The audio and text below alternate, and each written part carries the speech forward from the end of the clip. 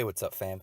I've been wondering something after the kind of announcement of the Fairy Tale 100 Years Quest sequel, whether or not it's going to be the only one. Obviously, it could just be, this adventure and that's it. I don't think so. And the reason I don't think so is even though Hiro Mishima wants to do Eden Zero, it's obvious that, other artists want to uh, help him with Fairy Tale. He obviously has more ideas, and though he's busy with Eden Zero, he seems fine with writing out scripts and having just somebody else draw them.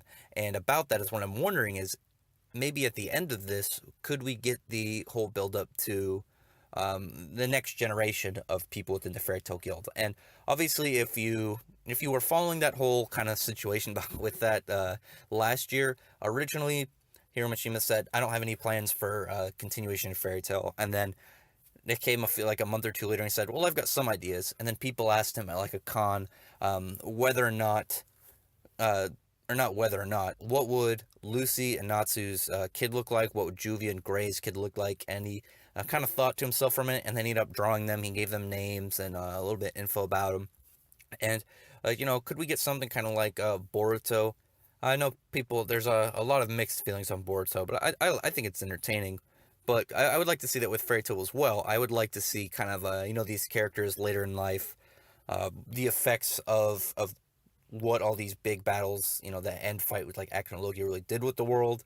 I have a whole theory of what could come post Acnologia that I've talked about in another video, or even post Zeref. There's a bunch of stuff that they could do, and that's what I've been wondering about this kind of situation and what we could get. I think it'd be cool to have.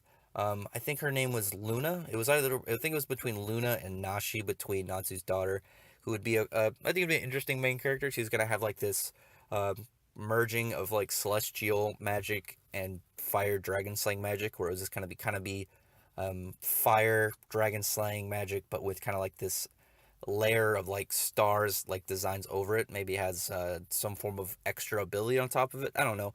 It would be really cool to see stuff like that, and I would like to see other people's takes on stuff in the series. I would like more world building. I think that'd be fun, and like I've said before in my other videos, I think it'd be a good opportunity for lesser known manga writers to kind of get their name out there. They do a year or so on a fairy tale sequel or a spinoff. You do a 50, 100, 150 chapters. That's even 150. That's only 3 years, and then bam.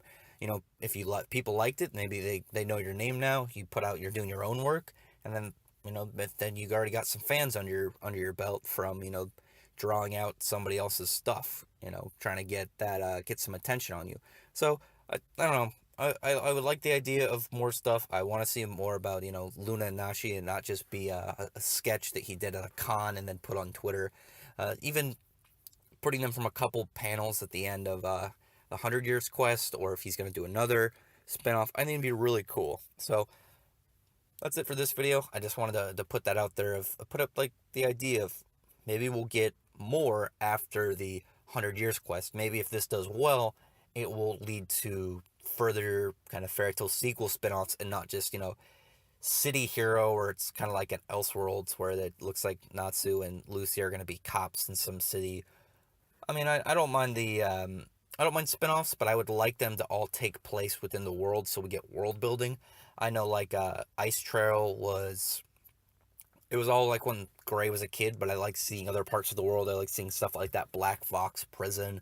I thought that was really cool, and you get stuff like in the Flat Thunder Gods spin-off, seeing like that cult with the another weird seraph like demon construct, I think it was. Really interesting stuff like that. Seeing more of what we didn't see within the main series, more of a kind of long-term effects and kind of widespread influence between certain things. So anyway, thank you very much. Maybe check out my other videos. I do mostly manga and some comics.